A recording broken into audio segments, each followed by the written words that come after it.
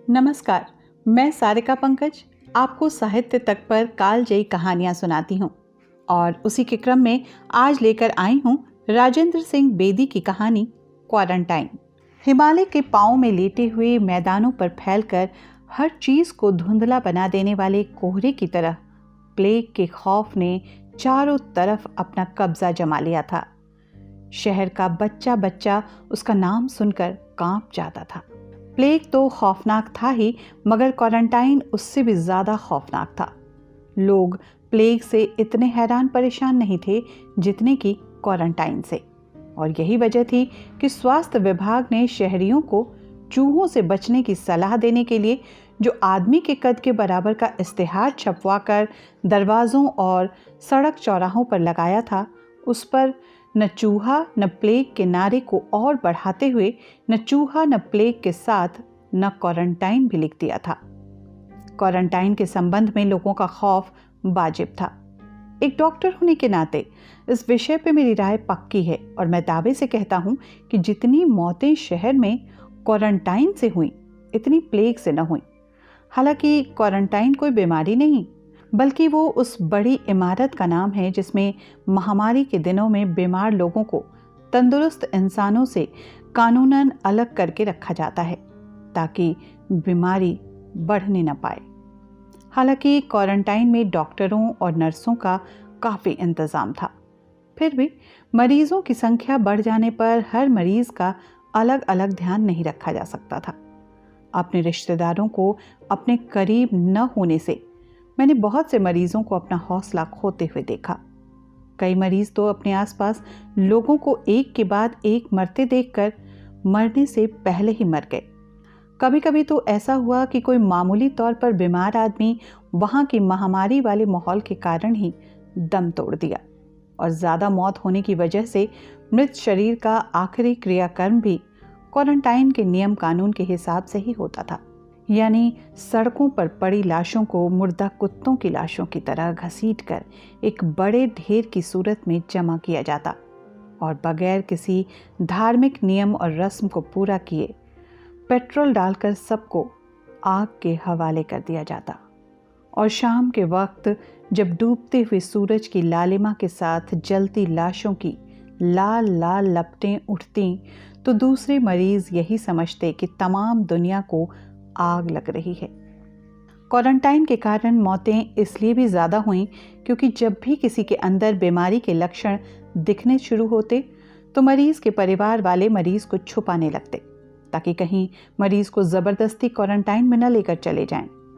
चूँकि हर एक डॉक्टर को निर्देश दिया गया था कि मरीज की खबर मिले तो फौरन खबर करे, इसलिए लोग डॉक्टरों से इलाज भी न कराते और किसी घर में महामारी होने का पता सिर्फ उसी वक्त चलता जब उस घर से रोने की आवाज और लाश निकलती थी। उन दिनों मैं क्वारंटाइन में बतौर एक डॉक्टर के काम कर रहा था। प्लेग का खौफ मेरे दिलो दिमाग पर हावी था। शाम को घर आने पर मैं एक अरसे तक कार्बोलिक साबुन से हाथ धोता रहता और एक अन्य दवा से गरारे करता या पेट को जला देने वाली गर्म कॉफी या ब्रांडी पी लेता। हालांकि उससे मुझे अनिद्रा और आंखों के चौंधेपन की शिकायत पैदा हो गई। कई दफ़ा बीमारी के खौफ से मैंने उल्टी वाली दवाएं भी खा ली और अपनी तबीयत को साफ किया। जब बहुत गर्म कॉफ़ी या ब्रांडी पीने से पेट में जलन होने लगती और बुखार उठ उठ कर दिमाग तक पहुंच जाता तो मैं अक्सर एक होशमंद इंसान की तरह अलग अलग कयास लगाने लगता। गले में ज़रा भी खराश महसूस होती तो मैं समझता प्लेग के लक्षण दिखने शुरू हो गए हैं। उफ, मैं भी इस जानलेवा बीमारी का शिकार हो जाऊंगा। प्लेग और फिर क्वारंटाइन। उन्हीं दिनों में विलियम भागू खाकरूब, जो कि नया ईसाई बना था और मेरी गली में सफाई का काम किया करता था, मेरे पास आया और बोला, बाबूजी गजब हो गया, आज एम्बुलेंस मोहल्ले के करीब से 20 और एक बीमार ले गई। 21 एम्बुलेंस में? मैंने ताज्जुब करते हुए अल्फाज कहे। जी हाँ, पूरे 20 और एक, उन्हें भी क्वारंटीन ले जाएंगे। आह, वो बेचारे कभी वापस ना आएंगे। थोड़ी छानबीन करने पर मुझे पता चला कि भागू रात के 3 बजे उठता है, आध पाव शराब चढ़ा लेता और फिर निर्देश के अनुसार कमेटी की गलियों में और नालियों में चूना बिखेरना शुरू कर देता है ताकि महामारी फैलने न पाए। भागू ने मुझे बताया कि उसके 3 बजे उठने का ये भी मतलब है कि बाजार में पड़ी हुई लाशों को इकट्ठा करे और उस मोहल्ले में जहां वो काम करता है उन लोगों के छोटे मोटे कामकाज करे जो बीमारी के खौफ से घर से बाहर नहीं निकलते। भागू को तो बीमारी से जरा भी नहीं डर लगता था। उसका ख्याल था कि अगर मौत आई हो तो चाहे वो कहीं भी चला जाए, बच नहीं सकता।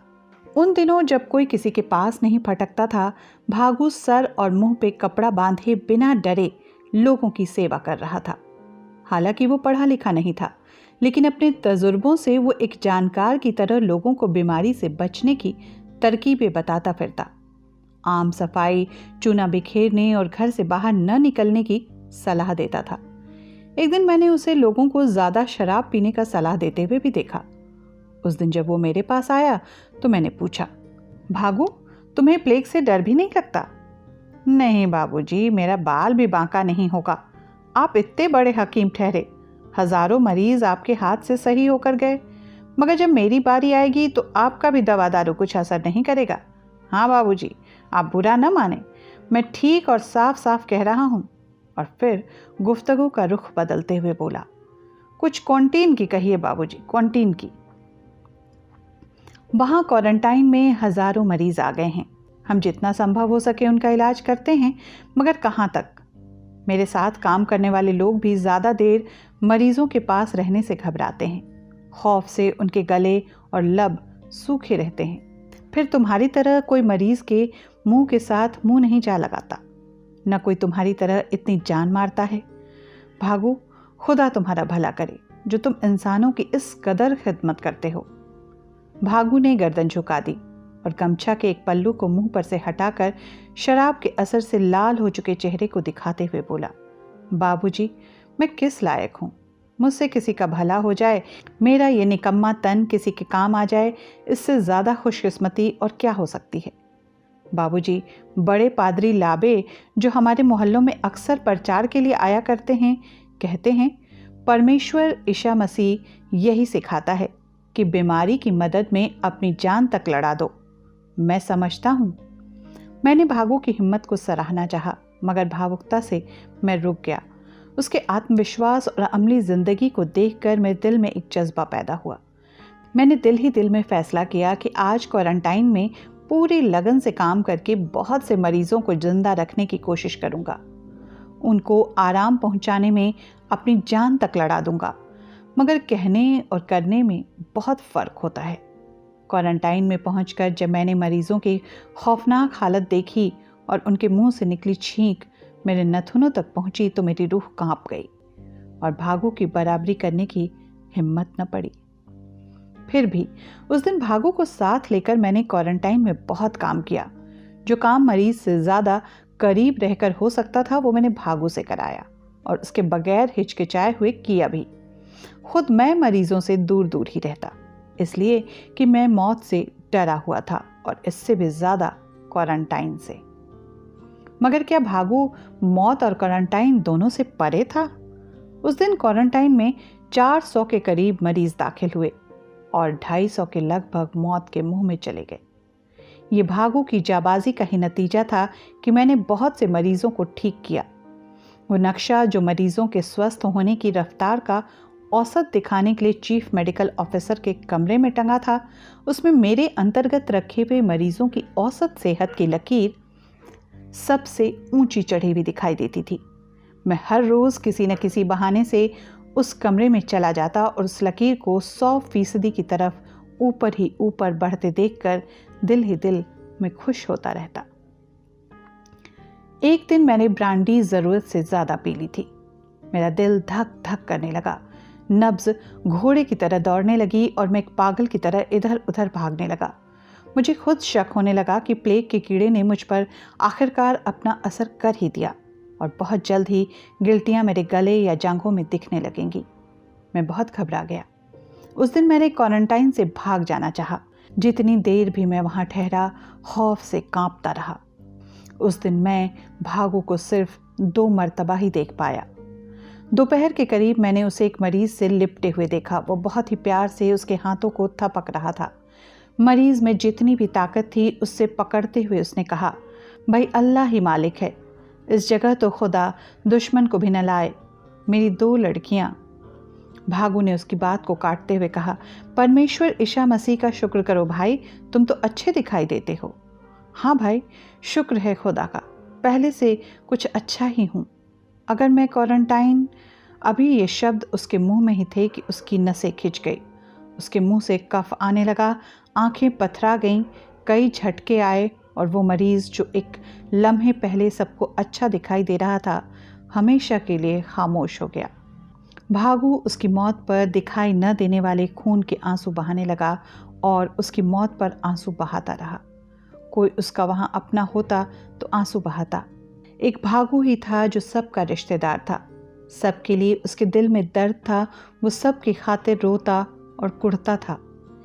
एक दिन वो परमेश्वर ईसा मसीह के पास गया, उनके सामने झुककर आग्रह किया कि सभी इंसानों के गुनाह के बदले वो उसे उस दुनिया से उठा ले, इंसानों को बख्श दे। उसी दिन शाम के करीब भागू मेरे पास दौड़ा दौड़ा आया। सांस फूली हुई थी और वो एक दर्दनाक आवाज से कराह रहा था। बोला, बाबूजी, ये क्वारंटीन तो नरक है, नरक। पादरी लाबे इसी किस्म की नरक का नक्शा खींचा करता था। मैंने कहा, हाँ भाई, ये नरक से भी बढ़कर है। मैं तो यहाँ से भाग निकलने की तरकीब सोच रहा हूँ। मेरी तबीयत आज बहुत ख़राब है। बाबूजी, इससे ज़्यादा और क्या बात हो सकती है? आज एक मरीज़ जो बीमारी के खौफ से बेहोश हो गया था, उसे मुर्दा समझकर किसी ने लाशों के ढेरों में जा डाला। जब पेट्रोल छिड़का गया और आग ने सबको अपनी लपेटे में ले लिया, तो मैंने उसे आग के शोलों में हाथ पांव मारते देखा। मैंने कूद कर उसे उठा लिया बाबूजी। वो बहुत बुरी तरह झुलस गया था। उसे बचाते हुए मेरा दायां बाजू बिल्कुल जल गया है। मैंने भागू का बाजू देखा, उस पर पीली पीली चर्बी नजर आ रही थी। मैं उसे देखते हुए बिफर पड़ा। मैंने पूछा, क्या वो आदमी बच गया? फिर बाबूजी, वो कोई बहुत शरीफ आदमी था जिसकी नेकी और शरीफी से दुनिया कोई फ़ायदा न उठा सकी। इतने दर्द की हालत में उसने अपना झुलसा हुआ चेहरा ऊपर उठाया और अपनी मरियल से निगाह मेरी निगाह में डालते हुए उसने मेरा शुक्रिया अदा किया। और बाबूजी, भागू ने अपनी बात को जारी रखते हुए कहा, उसके कुछ अरसे बाद वो इतना तड़पा कि आज तक मैंने किसी मरीज़ को इस तरह जान तोड़ते नहीं देखा होगा। उसके बाद वो मर गया। कितना अच्छा होता जो मैं उसे उसी वक्त जल जाने देता। उसे बचाकर मैंने उसे बहुत दुख सहने के लिए जिंदा रखा और फिर वो बचा भी नहीं। अब उन्हीं जले हुए बाजुओं से मैं फिर उसी ढेर में फेंक आया हूँ। इसके बाद भागू कुछ बोल न सका। दर्द की टीसों के दरमियान उसने रुकते रुकते कहा, आप जानते हैं वो किस बीमारी से मरा? प्लेग से नहीं, क्वारंटीन से मरा। हालांकि इस नरक जैसे माहौल में भी लोगों को जितना हो सके राहत का सामान पहुंचाया जा रहा था, पर आधी रात के समय जब उल्लू भी बोलने से हिचकिचाते थे, माँओं, बीबियों, बहनों, बच्चों की चीखों की आवाज़ शहर में एक अजीब सा दर्दनाक माहौल पैदा करती थी। जब मेरे जैसे सही सलामत लोगों के सीनों पर मनोबोझ रहता था, तो उन लोगों की हालत क्या होगी जो घरों में बीमार पड़े थे और जिन्हें हर तरफ से मायूसी ही दिखाई देती थी। और उसके ऊपर वो क्वारंटाइन के मरीज़ जिन्हें मायूसी की हद से गुजरकर यमराज दिखाई दे रहा था। वो ज़िंदगी से यूं लिपटे हुए थे जैसे किसी तूफान में कोई किसी पेड़ की चोटी से लिपटा हुआ हो और पानी की तेज़ लहरें बढ़कर उस चोटी को भी डुबो देने की ख्वाहिश रखी हो। मैं उस रोज़ वहम की वजह से क्वारंटाइन भी न गया। किसी ज़रूरी काम का बहाना कर दिया। हालांकि मेरा मन बहुत परेशान था, क्योंकि ये बहुत मुमकिन था कि मेरी मदद से किसी मरीज़ को फ़ायदा पहुंच जाता। मगर इस खौफ ने जो मेरे दिल और दिमाग पर दबदबा बनाया था, उसने मुझे जंजीर में बांध रखा था। शाम को सोते वक्त मुझे सूचना मिली कि आज शाम क्वारंटाइन में करीब 500 से ज़्यादा मरीज़ पहुंचे हैं। मैं अभी अभी पेट को जला देने वाली गर्म कॉफ़ी पीकर सोने ही वाला था कि दरवाजे पर भागू की आवाज़ आई। नौकर ने दरवाज़ा खोला तो भागू हाँफता हुआ अंदर आया। बोला, बाबूजी, मेरी बीवी बीमार हो गई, उसके गले में गिल्टियाँ निकल आई हैं। खुदा के वास्ते उसे बचाओ, उसकी छाती पर 1.5 साल बच्चा दूध पीता है, वो भी ख़त्म हो जाएगा। बिना किसी हमदर्दी का इजहार करते हुए मैंने उससे पूछा, इससे पहले क्यों ना आ सके? क्या बीमारी अभी भी शुरू हुई है? सुबह मामूली बुखार था जब मैं क्वारंटीन गया। अच्छा, वो घर में बीमार थी और फिर तुम क्वारंटीन गए? जी बाबूजी, भागू ने कांपते हुए कहा। वो बिल्कुल मामूली तौर पर बीमार थी। मैंने समझा शायद दूध चढ़ाया है, इसके सिवा और कोई तकलीफ नहीं। और फिर मेरे दोनों भाई घर पर ही थे और सैकड़ों मरीज क्वारंटाइन में बेबस। तो तुम मरीजों के प्रति अपनी हद से ज्यादा मेहरबानी और कुर्बानी के कारण उस बीमारी को अपने घर तो ले ही आए ना। मैंने तुमसे कहता था कि मरीजों के इतना करीब मत रहा करो। देखो, मैं आज इसी वजह से वहां नहीं गया। इसमें सब तुम्हारा कसूर है। अब मैं क्या कर सकता हूं? तुम जैसे जाबाज को अपनी जाबाजी का मजा भुगतना ही चाहिए, जहां शहर में सैकड़ों मरीज पड़े हैं। भागू ने आग्रहपूर्वक कहा। मगर परमेश्वर यीशु मसीह? चलो हटो, बड़े आए कहीं के। तुमने जानबूझकर आग में हाथ डाला, अब उसकी सजा मैं भुगतूं? कुर्बानी ऐसे थोड़े ही होती है। मैं इतनी रात को तुम्हारी कुछ मदद नहीं कर सकता। मगर पादरी लाबे? चलो जाओ, पादरी लाम आबे के कुछ हाथ में होते तो करता नहीं? भागू सर झुकाए वहां से चला गया। उसके आध घंटे बाद जब मेरा गुस्सा कम हुआ तो मैं अपनी हरकत पर शर्मिंदा होने लगा। मैं अक्लमंद कहाँ का था जो बाद में परेशान हो रहा था। मेरे लिए यही यकीनन सबसे बड़ी सज़ा थी कि अपनी तमाम खुददारी को ताक पर रखते हुए भागू के सामने अपने पिछले रवैये पर अफसोस जताते हुए उसकी पत्नी का इलाज पूरी जी जान से करूं। मैंने जल्दी जल्दी कपड़े पहने और दौड़ा दौड़ा भागू के घर पहुंचा। वहां पहुंचने पर मैंने देखा कि भागू के दोनों छोटे भाई अपनी भाभी को चारपाई पे लिटाए हुए बाहर निकाल रहे थे। मैंने भागू से पूछा, इसे कहाँ ले जा रहे हो? भागू ने आहिस्ता से जवाब दिया, क्वारंटीन में। तो क्या अब तुम्हारे हिसाब से क्वारंटाइन दोजख नहीं? आपने तो आने से इनकार कर दिया बाबूजी, और चारा ही क्या था? मेरा ख्याल था वहां हकीम की मदद मिल जाएगी और दूसरे मरीजों के साथ उसका भी ख्याल रखूंगा। यहां रख दो चारपाई। अभी तक तुम्हारे दिमाग से दूसरे मरीजों का ख्याल नहीं गया? बेवकूफ। चारपाई अंदर रख दी गई और मेरे पास जो भी सबसे अच्छी दवा थी मैंने भागू की बीवी को पिलाई। और फिर मैं अपने उस दुश्मन से मुकाबला करने लगा जिसका नाम था प्लेग। भागू की बीवी ने आंखें खोल दी। भागू ने एक भावुक अंदाज में कहा, आपका एहसान सारी उम्र न भूलूंगा बाबूजी। मैंने कहा, मुझे अपने पिछले व्यवहार पर बहुत अफसोस है भागू। ईश्वर तुम्हें तुम्हारी सेवा का फल तुम्हारी बीवी को ठीक करने की सूरत में देगा। उसी वक्त मैंने अपने दुश्मन बीमारी को अपना आखिरी तिकड़म इस्तेमाल करते देखा। भागू की बीवी के लब भड़कने लगे। नब्ज जो कि मेरे हाथ में थी कम होकर कंधे की तरफ सरकने लगी। उसकी बीमारी जीत रही थी और मैं हार रहा था। मैं चारों खाने चित हो रहा था। मैंने शर्मिंदगी से सर झुकाते हुए कहा, भागू, बदनसीब भागू, तुम्हें अपनी कुर्बानी का यह अजीब सिला मिला है। भागू फूट फूट कर रोने लगा। वो नज़ारा कितना दर्दनाक था जबकि भागू ने अपने बिलबिलाते हुए बच्चे को उसकी माँ से हमेशा के लिए अलग कर दिया और मुझे अफसोस के साथ लौटा दिया। मेरा ख्याल था कि अब भागू अपनी दुनिया में अंधेरा पाकर किसी का ख्याल न करेगा, मगर उसे अगले रोज़ फिर मैंने बढ़ चढ़ कर मरीजों की सेवा करते देखा। उसने सैकड़ों घरों को बेसहारा होने से बचा लिया और अपनी ज़िंदगी को गैर ज़रूरी समझा। मैंने फिर भागू से प्रेरणा लेकर मेहनत से काम किया। क्वारंटाइन और अस्पतालों से मुक्त होने के बाद अपने बचे हुए समय में मैं शहर के गरीब तबके के लोगों के घर घर गया जो कि नाले किनारे गंदगी में होने की वजह से बीमारी के घर में बसे हुए थे। कुछ ही दिनों में माहौल बीमारी से बिल्कुल मुक्त हो चुका था। शहर को बिल्कुल धो डाला गया था। चूहों का कहीं नामो निशान दिखाई न देता था।